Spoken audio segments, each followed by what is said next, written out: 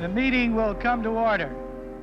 Resolved that the Committee on the Judiciary is authorized and directed to investigate fully and completely whether sufficient grounds exist to impeach Richard M. Nixon, President of the United States of America.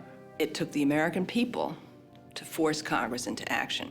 This was not like what happened with President Clinton, where a special prosecutor said you should do an impeachment.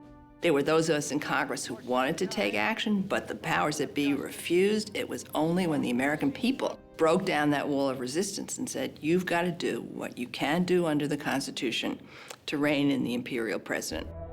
The American people were losing patience. And the Congressional Committee was furious. They knew they had only scratched the surface. There were thousands of hours of recordings, but Nixon was refusing to release any of them. It became clear he wasn't going to produce them voluntarily. There's a reason why he's drawing the line. He's taking all this flack. There must be some damaging things on there. I was concerned, we were concerned that he might dispose of the tapes. I mean, that in and of itself could be a criminal offense. The burning of the tapes, destroying the tapes.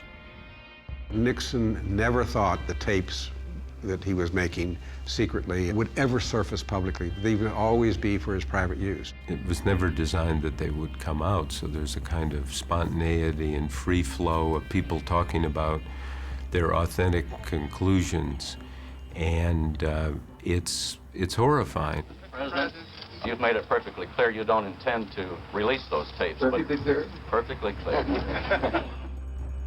It would be up to the Supreme Court to make the decision. On July 24th, 1974, the court issued its ruling. The court voted unanimously to require the tapes to be released. Some of those members of the court had been appointed by Richard Nixon himself. So you had the court system acting in a nonpartisan way, in a credible way, regardless of politics. Imagine that in the politicized Supreme Court that we've had in our recent history. While Nixon tried to put on the pretend act that operations were going on as normal, they weren't. They were disintegrating every day. 3 days after the Supreme Court ruling, the House of Representatives took the step most dreaded by the president: impeachment.